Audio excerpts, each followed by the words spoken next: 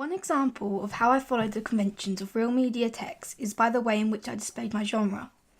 I portrayed elements of comedy through certain characters and their mise-en-scènes.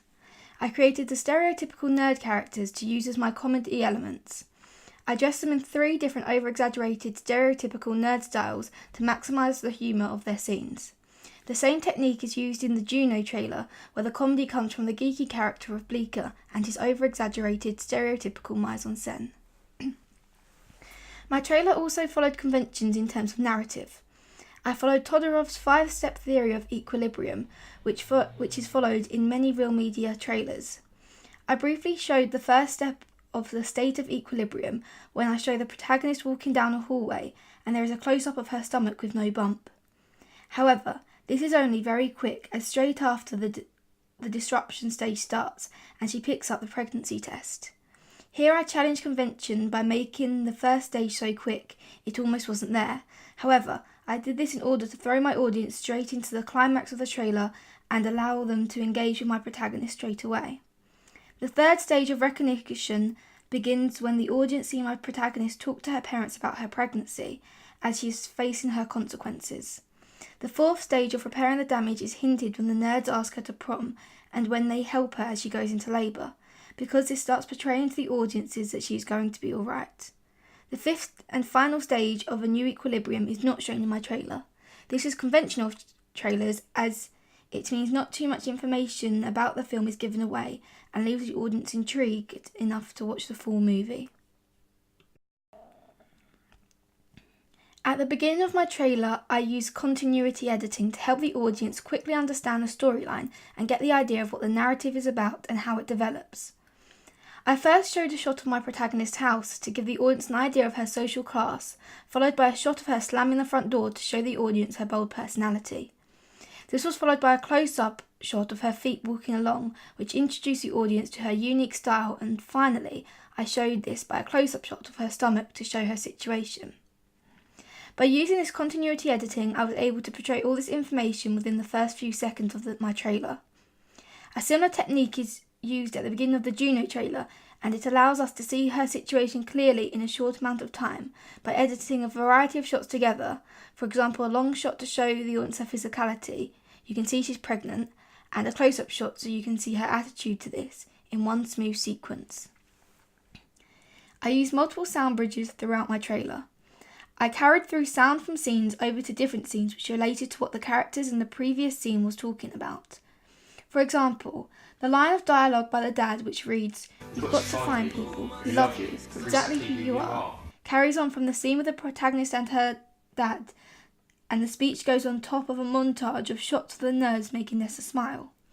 I got this idea from Juno, where her dad gives similar advice and the dialogue is heard over shots of her doing the things she loves with Bleecker, for example, playing guitar. However, I also used an unconventional sound bridge as I juxtaposed what was being said with the shots that were shown. For example, my protagonist's dialogue from a previous scene when she was arguing with the nerds is heard as she states, "You're just childish, you're just pathetic, you're just nerds."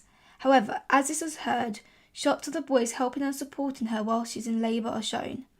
I did this in order to highlight their relationship to the audience. Although they might annoy her at times, they're always supporting her. By placing these lines over these shots, the character's voice acts as a diegetic voiceover, which is conventional of the trailer. At the end of the trailer, there is montage editing. The shorter shots allow the audience to have a brief overall picture of the film itself and sum up a lot of the trailer. I personally used montage editing to portray all my protagonist's positive moments throughout the film, as my montage followed shots of my protagonist feeling down, so I used it as a contrast. Montage is also used in many other trailers, including Forrest Gump, Juno, and School of Rock. In Forrest Gump, a montage is used to show the different stages of his life and everything he has achieved. This gives the audience a quick overall storyline of the film and allows them to decide if it's a film they would be interested in watching. I used many shot reverse shots in my trailer.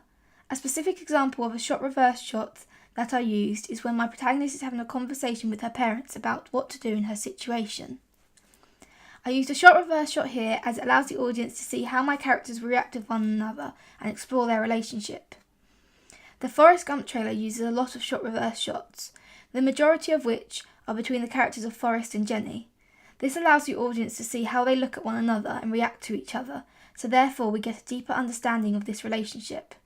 I therefore took this idea but used it to portray a parent-child relationship rather than a boyfriend-girlfriend relationship. I used many close-up shots which are conventional of film trailers, as they allow the audience to clearly see the characters' facial expressions and therefore understand their emotions.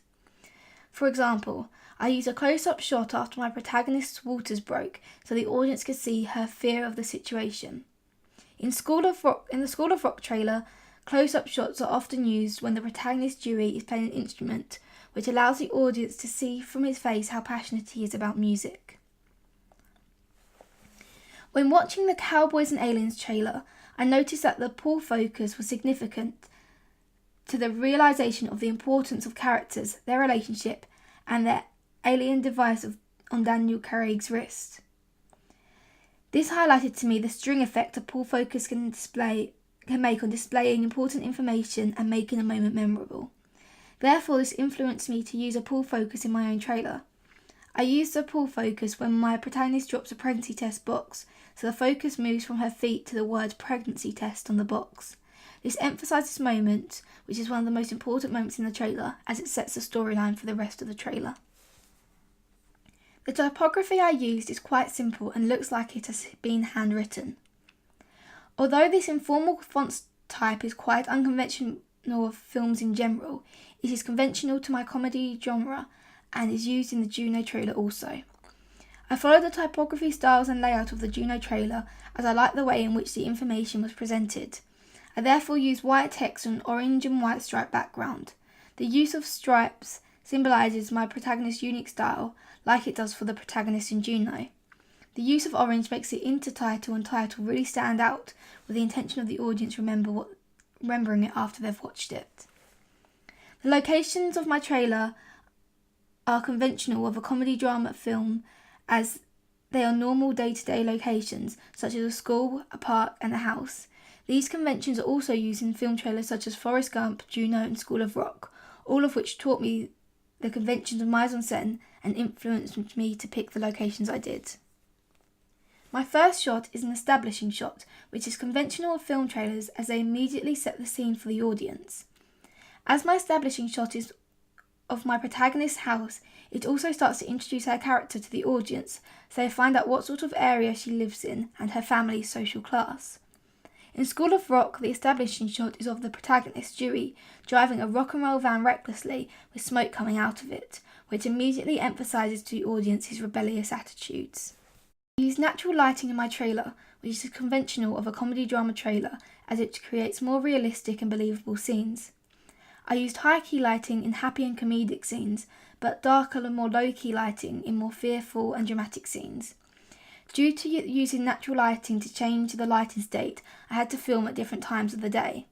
This use of lighting was influenced by Juno, where in the sadder scenes, such as when Juno's crying in the car, low-key lighting is used, but the comedic scenes, such as shots of Bleecker, use higher key lighting.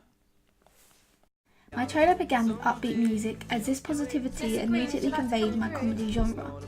I was influenced by a similar technique that is used in Juno. The trailer starts with the song All I Want Is You, which immediately starts off quick and upbeat. This sets an immediate atmosphere for the trailer, as well as letting the audience know that they've been thrown into the chaotic climax of the trailer. A similar technique is used in Juno, however, there is a few shots of silence first to build up the tension.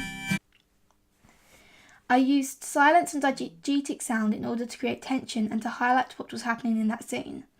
For example, I used silence as my protagonist weed on the pregnancy test, but added Foley to emphasise her wee sound. This technique was inspired by Juno, where the score cuts, so the only sound occurring is that of her shaking her pregnancy test. My name's I Nessa. used a voiceover in order for my audience to be able to understand the situation my protagonist is in and to be able to connect with her from the beginning of my trailer. This is conventional of a trailer, as it anchors the audience's view of the situations from the specific character's perspective. I was inspired to use this idea after watching the trailer for the film Stay With Me, which explains the narrative from the protagonist's perspective and is an effective way of managing to allow the audience to quickly understand the plot. My masthead is very conventional as it is a third of the page and goes across the full width of the page. It is positioned behind the head of my artist, which is conventional as it shows that my magazine is well established, as the readers will already know the name of the magazine, so don't have to be able to see every single letter in the masthead to know what the name of the magazine is. This convention is also used by Empire magazine. The pale pink colour of my masthead sets a house style for the magazine. Above my masthead you can see my puff, which is positioned conventionally as it is placed above my masthead, which is one of the first things a potential buyer will look at, so therefore they will see the puff quickly after picking up my magazine. I use a superlative of my puff in order to grasp the reader's attention. View has 3 sets of plugs that are flushed right, flushed left and along the bottom. The plugs along the bottom are unconventional, as it is rare for plugs to be central on the front cover, as this means going over the feature article photo. As my strip is only thin, it doesn't block the photo too much. They also change the opacity so the rectangle going across it is transparent, and therefore the photo can still be seen through the plug. The plugs at the sides are conventional as they are flushed left and right and do not obstruct the feature article photo. It is also conventional that I have used a variety of fonts and colours in my plugs, but have still managed to stick to a colour scheme. From looking at the Forrest Gump poster, it is clear that Forrest Gump is the protagonist of the film, as it is named after him, and the colours around him do not suggest that he is dark or evil. He is sat on a bench with a briefcase next to him, which suggests he is going out on some sort of journey. His body language suggests that he is eager to see the world, and the fact that his hands are placed lightly on the bench shows he is ready to move. Therefore, being influenced from this, I placed my protagonist in the centre, so it is clear that she is the protagonist. I then dressed her and surrounded her with bright colours, so there would be no connotations that she is dark or evil. Her hand position and eye contact suggest she is in a tricky situation and is in need of some help. The layout is quite complex due to the variety of images which symbolise the mind of the protagonist. The orientation used in this poster is conventionally portrait, and the image made up of many photos takes the main focal point. This technique was influenced by the Forrest Gump poster, where the layout is simple with a single image of the protagonist, again to symbolise the mind of the protagonist. A lot of the Forrest Gump poster is very bare, but in this case, unusually, it works in the film's favour. Forrest is seen looking up towards some of the empty space in the poster. It allows the target audience to imagine what Forrest is thinking about and trying to see the world in his eyes, which, as you can tell from the tagline, is how they want you to interpret it. This is likely to increase their desire to want to see the film. In my poster, my protagonist is seen looking into the camera at the audience, which connotes that she is asking the audience to help her. My protagonist making eye contact with the camera is conventional, as it allows the audience to connect with the character.